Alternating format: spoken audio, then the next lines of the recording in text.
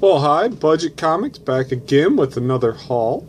Want to show off a little something here. This is my Deadpool mini bust. I bought this when it first came out for $30, and it's been up and down. I guess I wanted to use this instead of my story of two books today. I wanted to use this as kind of a lesson here in investing, in the fact that this was really hot for quite some time. It was up in $200, $250, and that's what it was selling for actually on eBay. And now it's actually cooled off to where it's $70, $80. So just remember that collecting is very fickle and can go up and down. And if you're really not attached to something, you know, if you got a good price, just let it go, because it might not stick. So with that, we'll move that aside, and we are going to talk about the Avengers Superman Annual 5. This is the first appearance of Sparks, and you can see her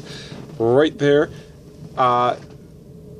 She may look familiar on some level, and she looks very similar, especially in later appearances where they give her boots and gloves, to Livewire. And I used to always think there was a correlation. She appeared long before the animated series, but really it's just in appearance, and they are two separate characters, but it's something. Is it really anything? Nah, but it's something. So I just thought that's a neat book to show off. It's a $1 book, 50-cent book. You know, if you're a Livewire fan, it's just fun. Maybe the concept came from here, maybe it didn't. I haven't heard anything that it did, but I do remember when she appeared on the cartoon series, I said, wow, that looks like Sparks. And Sparks, it was technically a Superboy character. She appeared in mid-90s. Superboy had another title called Superboy and the Ravers, where he had his own little team of superheroes, and she was one of them. So, you know, worth thinking about if you see it. Yeah, just fun little book. Another fun little book. This is Avengers Volume 2, 57. This is the first Jeff Johns on Avengers, and people probably forget that he had a decent run. I think he was on for a little over a year, and he had to quit when he signed an exclusive contract with DC. But if you're a fan of him, he had some really neat stories, very different stories, and this would be a fun book if you're a fan of Jeff Johns or a fan of the Avengers, just to have in your collection. Nothing super significant about this book, but just fun to have. Next is The Order 10, and this is the first appearance of Ezekiel Stane. This is another $2 book. He was a Iron Man villain for a while, son of Obadiah Stane, of course, the Ironmonger. You know, for $2 to pick up a fairly major, what has become a major villain for Iron Man, worth getting. This series came out of Civil War. This was one of the 50 initiative teams. I believe it was California. You know, it lasted, I think, 12 issues. It was actually done by Matt Fraction and Barry Kinson. So two decent creators, just never found an audience. But a cool read, actually available in trade paperback if you do want to read the whole story. But like I said, for $1, $2, nice book to just pick up. Next we have Peter Parker's Spectacular Spider-Man number 43. This is the first appearance of Roderick Kingsley, and I think this was on a thread with Lightning 2238, if I got the numbers correct,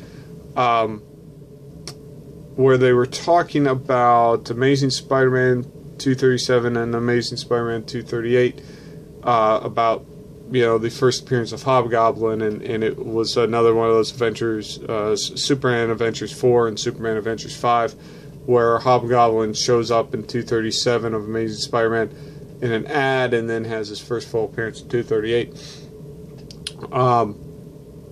Roger Kingsley actually is the Hobgoblin, and was the Hobgoblin, even though it was revealed in Spider-Man Wolverine that it was Ned Leeds. What had happened was there was an issue. Roger Stern, who got that whole storyline going, ended up leaving towards the end, did not finish it, and he always intended for it to be Roger Kingsley, who's like a fashion designer, I believe.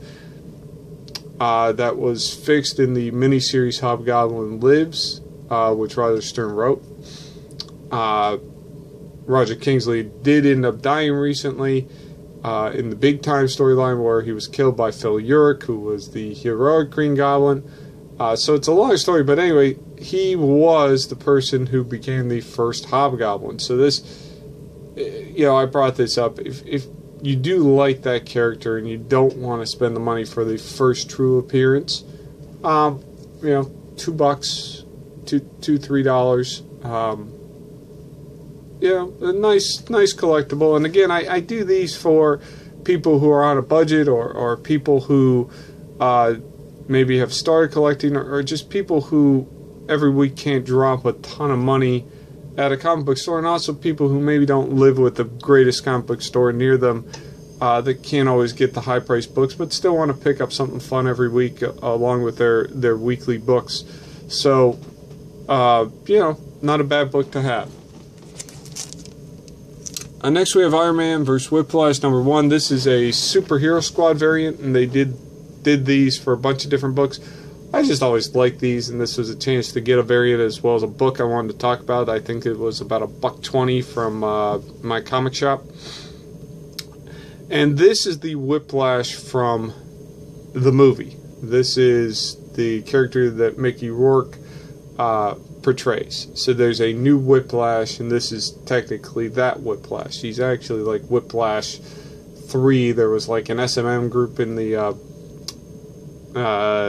Thunderbolts series that showed up, who would be, and maybe this guy's 4, I don't know, but anyway, he's that Whiplash from Iron Man 2 brought into the Marvel Universe. So if you can't get Tales of Suspense 97, and that character really isn't the character we saw in Iron Man 2, this is a quick, easy book to get, and you can get one of these cool variants, fun variants, along with it. Next we have Sandman number 40. And this is a fun book. It's they're telling stories to a little kid and some of the characters, and Abel tells a story of how him and Cain got to be in the House of Secrets and the House of Mystery. And Abel tells it to the child in child terms, and uses cute little versions of Sandman and Death and himself and his brother Cain, which they end up terming the Little Dreaming, which became I think it was like a prestige format hardcover. Is there real value in this? No, but with Sandman heating up, and of course everybody loves cute little things like Little Gotham, Little Titans,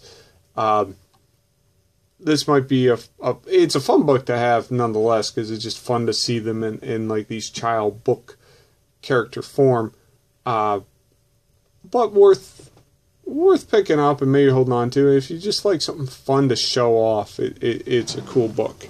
And it's, again, $2, $2. I got this for $1.50. This is Legion of Superheroes number 4, and this is the Death of Karate Kid, and this was a big book.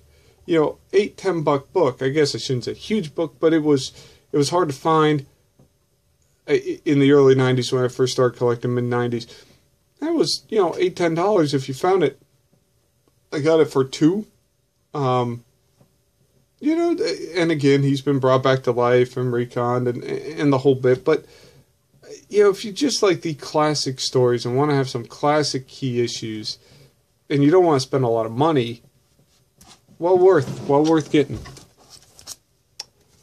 Alf number 1. And of course, if you're a fan of Alf, this is a fun book to have. But on top of that, every now and again, I'll look on like Mile High Comics, My Comic Shop, things like that, Midtown Comics, and I'll click on the thing that says we're buying, and I'll see what they're buying. Well, Mile High is always buying this book.